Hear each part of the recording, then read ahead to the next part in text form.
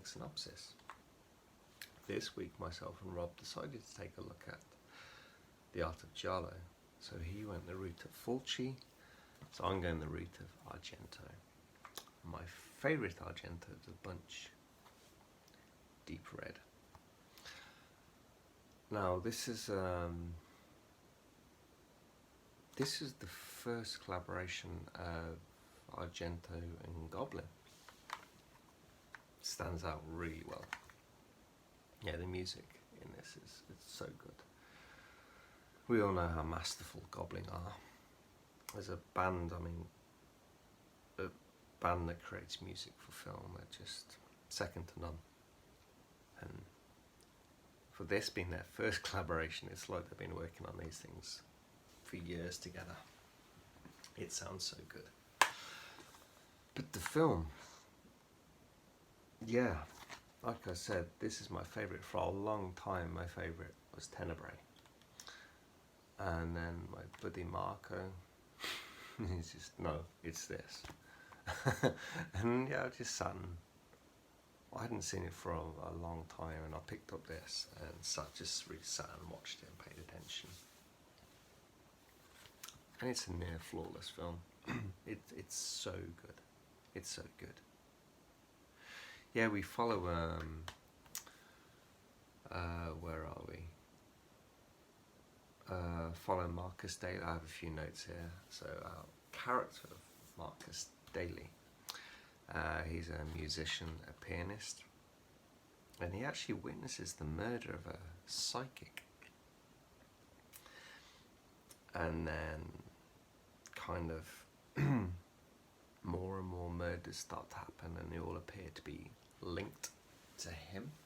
Like everyone that comes into contact with him starts to meet a pretty uncomfortable demise in some glorious ways.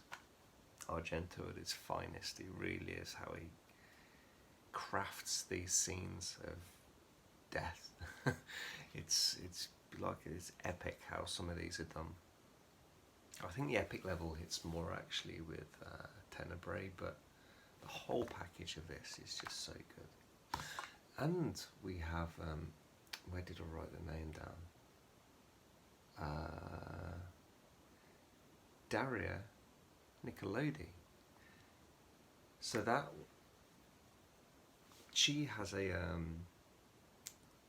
that's the her actual name, and she has a Gianni in this film. So she is the mother of Asia Argento, which is Dario's daughter, and they've had a long time movie collaboration, obviously relationship and that. But her character in this and what it brings to the film, it's kind of comic relief, but then she's also kind of like constantly, it's like kind of quite well built sexual tension. I mean, you look at these two and you think with the film, they're not the prettiest, but it's very, I like the actors that they chose for this, and the characters that they develop, and the relationship and chemistry that they have. She's constantly taking him down, like poking him, prodding him, metaphorically or physically, like just grinding him down, and then she allows herself for him to become the masculine male and dominate, and to bring her and himself back up. It's very clever how it's written and how they balance off each other. It's like she's just in complete control of the relationship and how she fits into the film. It's quite good. It breaks tones really well, and how he times these parts, because it can have the comic element and it can be too much and it can wreck the film and wreck the tone. But it doesn't manage to do that here, but he gets the balance just right.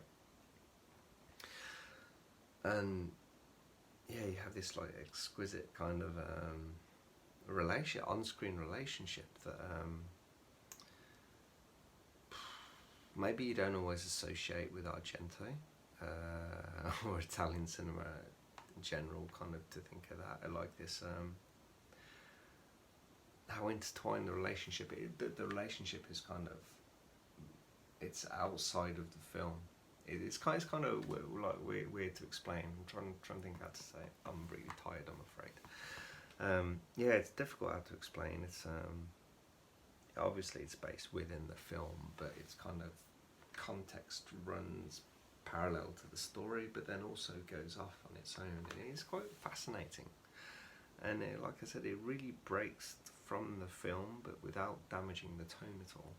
And it kind of seamlessly slips in and out. And it's one of the huge things is like why I fell in love with this film more and more I watch it, actually. Like, we have this amazing cinematography with some beautifully framed shots with some like I was going to say exquisite panning, tones, contrasts and colours, locations, set pieces. It's just beautifully created, and like some of the charring camera angles created, and yeah, it's and when you go to the set pieces, how beautifully macabre they're set up, like I mean these scenes of death. It's kind of like his symphony playing, and like you see these scenes built up, and you're wondering, how is it going to happen in this scene? And there's cues so you can start to build the picture, and then when it's about to happen, you have all the pieces in place, and then you're like, right, I'm ready, I understand, I'm with you for this, and boom, it happens. And I'm not going to go in, I don't want to spoil this film at all, because I'd say it's one of the best giallos out there. That is my personal preference, but I imagine that many people agree with me, because it's just such a well put together film, like all aspects, like chosen cast, the characters created, the script, the music, the difference with tones, the kind of the speed of the film, the pacing, the editing of how it's all put. It's just everything about this is such a good film, and I highly, highly recommend it. That's all I'm going to say about this. Just go and watch it now, please. Give it a go. Go and check out the other video that Rob is we're uploading at the same time. As always, he's done a great job, and it's kind of like me running to catch up to his level, but it's been an enjoyable week. I really did enjoy rewatching this film, and hope you guys like the review, and please check out the film, and we'll see you guys next week. Thank you. Bye bye.